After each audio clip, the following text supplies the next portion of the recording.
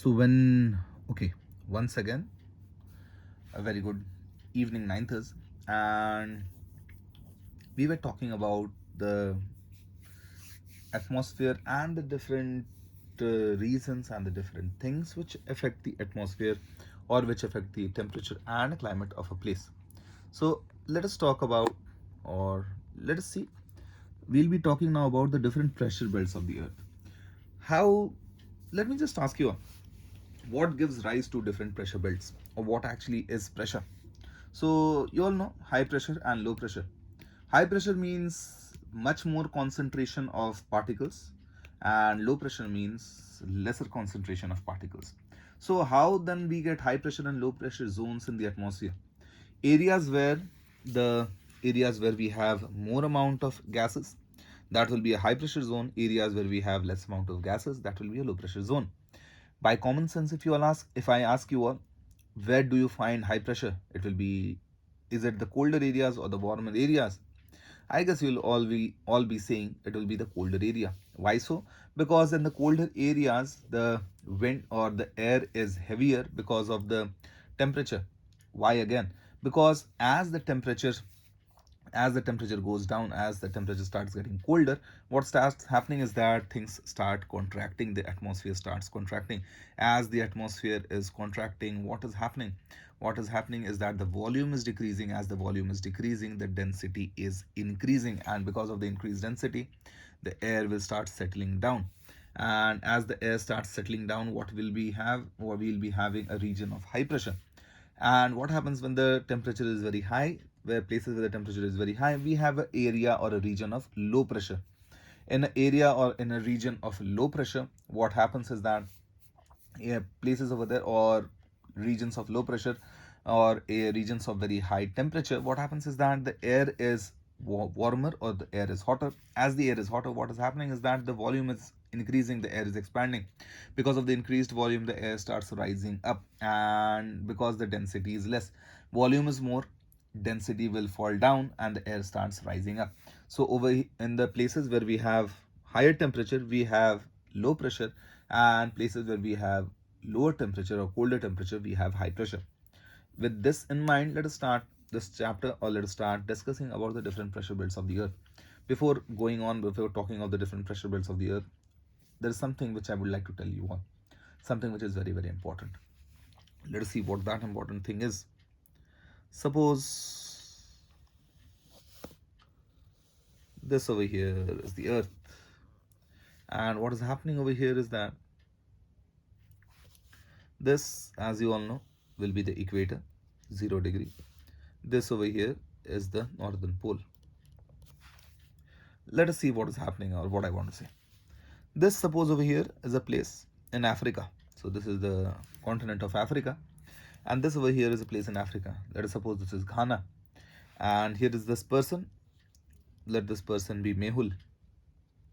So Mehul over here is residing in Ghana, and Mehul is looking after a big plantation, a big farm which is cultivating cocoa.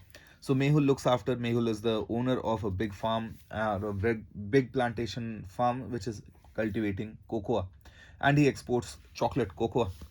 Over here, let there be another person, let it be Ayush, and this person is over here in the northern pole, researching about the polar temperatures and researching about the melting ice caps and researching about the polar bears. Now these two are related, these two are friends. Mehul calls up Ayush and asks Ayush to come down to this area in Ghana, and so as to spend a few days in his plantation.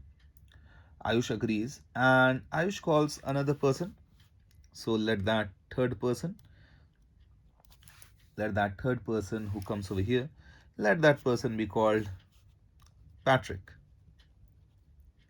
So here we have three persons. So Patrick is a very trained pilot. Patrick is the friend of both Ayush and Mehul. And Ayush calls up Patrick and asks Patrick, will you be driving, or will you be flying me to Mehul's place? Let us have some time, let us spend some time together, and let us talk about older days and older memories. So Patrick agrees. Patrick comes to the northern pole, and as you can see over here, Patrick sees on the map that the place where Mehul lives and the place where Ayush is living, that is completely perpendicularly south. So it's just a straight line on the map. So Patrick knows Patrick is one of the best pilots in the world, and Patrick loves flying the plane. And Patrick just tells Ayush, "Come on, Patrick." Brings his plane over here, and Ayush gets up on his plane or on the plane. They board. Ayush boards the plane, and the plane flight takes off. As the flight takes off, what starts happening is that both of them, Patrick puts the plane on autopilot.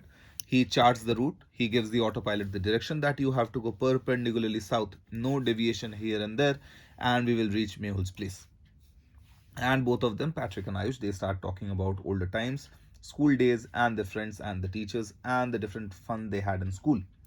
So as they are talking, the plane is flying, and after some time, maybe after a few hours, the autopilot tells Patrick that it is time to land.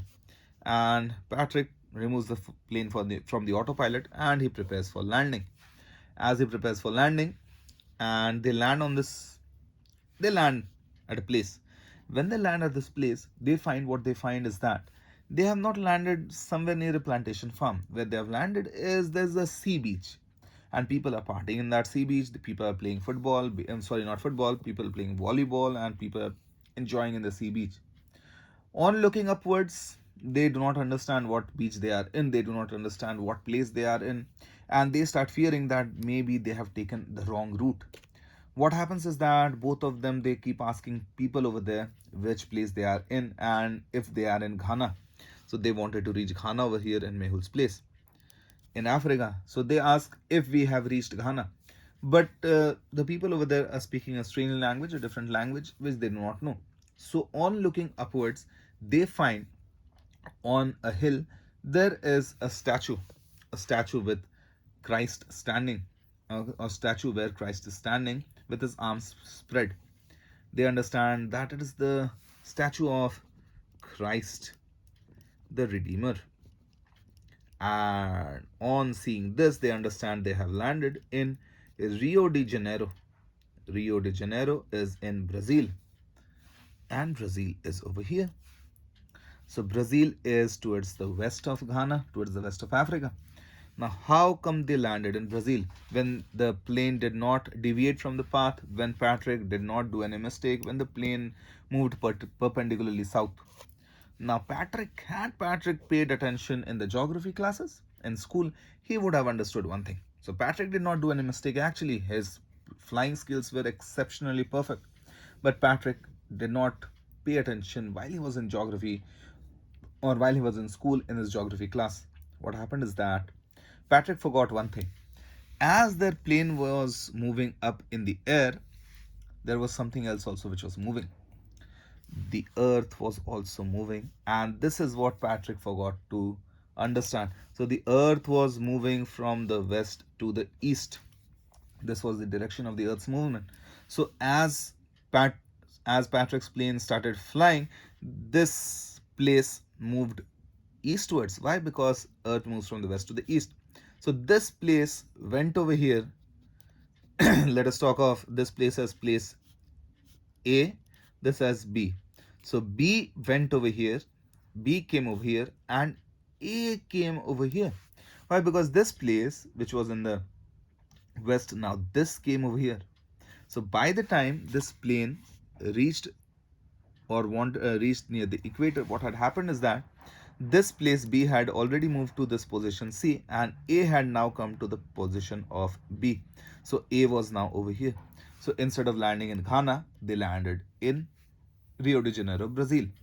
So if Patrick would have charted his route, or if Patrick would have seen what route he actually took in the map, he would have seen that this was his route. But this was never his route. He had taken the straight route. But it seemed as if he had taken a different route. His route was straight, but due to the rotation of the earth, it seems as if Patrick had moved towards his right. Standing over here, and facing the equator, this is Patrick's right side.